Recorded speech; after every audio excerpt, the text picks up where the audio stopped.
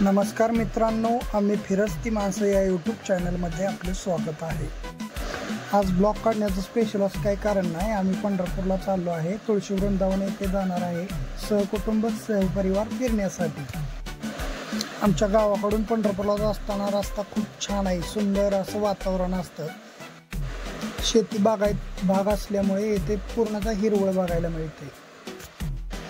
आमची दीदी येणार होती म्हणून आम्ही कॉलेज चौकात वाट बघत बसलो होतो, परंतु तिथून पुढे निर्णय झाला की तुम्ही तिथे समोर जाऊन पोहोचा, आम्ही पाठीमागून येतो। म्हणून आम्ही कॉलेज चौकातून निघालो आम्ही पटकन। तेवढ्यात दादूने चष्मा लावला आणि फोटोसाठी पोज रेडी केली। तो म्हणाला, पप्पा माझा फोटो काढा, म्हणून त्याचा फोटो काढत बसलो। तिथून आम्ही निघालो ठाकरे चौकाकडे। ठाकरे चौकातून सरळ आम्ही खाली जुन्या पोलीस स्टेशनपाशी जाणार होतो। वारी झाल्यामुळे पंढरपुरात अगदी स्वच्छता आणि सुंदर असं पंढरपूर पाहायला मिळत आहे आपल्याला। आणि फायनली आम्ही तुळशी बागेमध्ये पोहोचलो। येथे लहान मुलांना म्हणजे 1 ते 4 वर्षा मुलांना मोफत आहे आणि तिथून पुढे असणाऱ्या मुलांना आणि मोठ्या माणसाला 10 ते 15 रुपये तिकीट दर आकारला जातो। यामध्ये आपण तिकीट काउंटर समोरच आहे, तिथून तिकीट काढून आतमध्ये एंट्री केली जाते। एंट्री केल्यानंतर आपण आत मोठे विठ्ठलाची मूर्ती पाहू शकता आणि आम्ही एंट्री केली आणि समोरच विठ्ठलाची खूप छान अशी मूर्ती आपण पाहू शकतो।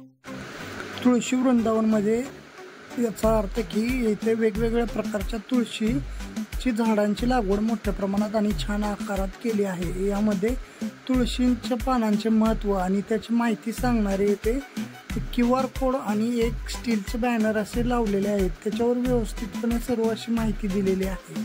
समोरच असणार पद्मावती तळ आहे। यामध्ये खूप पाणी आहे, तिथे आपण छान असं व्ह्यू पाहू शकता आणि समोरच विठ्ठलाची सुबक आणि सुंदर अशी मन प्रसन्न करणारी ही मूर्ती आपण पाहू शकता।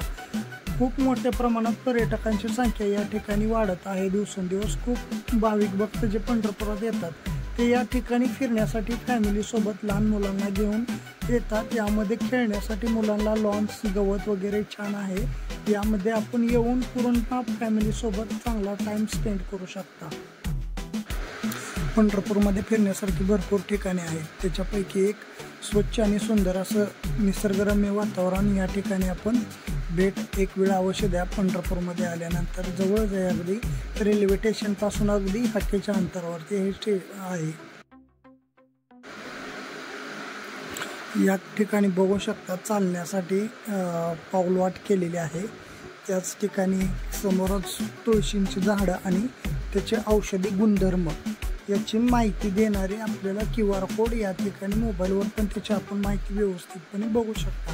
आणि सुंदर अशा मूर्त्या आहेत, त्या मूर्त्यांच्या समवेत रात्रीच्या या ठिकाणी कारंज्या पण असतात। छान अशा रंगीबेरंगी कारंज्या लहान मुलांना ते आकर्षित करतात।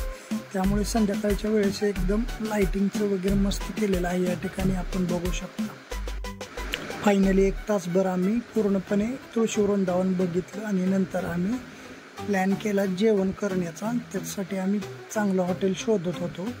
सगळ्यांच्या नियोजनानुसार चांगलं हॉटेल निवडण्याचं आम्ही ठरवलं आणि मुन्ना हॉटेल पंढरपूरमधील फेमस हॉटेल आहे, त्या ठिकाणी जाण्याचा आम्ही निर्णय घेतला।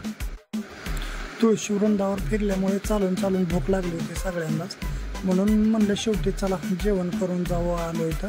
त्याच्यामुळं आम्ही कराड रोडला हॉटेल आहे, काही मिनिटाच्या अंतरावरतीच आहे। तुम्ही एक वेळ अवश्य भेट द्या। त्या ठिकाणी चांगली अशी क्वालिटी व्यवस्थित व्हेज आणि नॉनव्हेज मिळतात। श्रावण महिना लागल्यामुळे काय जास्त नॉनव्हेजला गर्दी नव्हती, पूर्णतः व्हेजच बऱ्यापैकी डिशेस या ठिकाणी मोठ्या प्रमाणात जातात। स्पेशल फॅमिली रूम मस्त अशी केलेली आहे। त्यानंतर आम्ही दीदीला आमच्या साडी घ्यायची होती, ओनली 1 फक्त, त्याच्यामुळे आम्ही पंचलीमध्ये शॉपिंगसाठी गेलो आणि तिथं ठरल्याप्रमाणे आम्ही लवकर उरकून येण्याचा निर्णय घेतला होता। परंतु दीदीने काय बघतात तिथं 5,000 रुपयाच्या साड्या काढल्या। स्वस्तात स्वस्त सेल म्हणायचं आणि मोठ्या प्रमाणात आम्हाला झळ लागली त्याची। असू द्या, सण आले त्याच्यामुळे लागतात शॉपिंगसाठी। रात्री 9:30 उशीरच झाला तसा आम्हाला आज येण्यासाठी।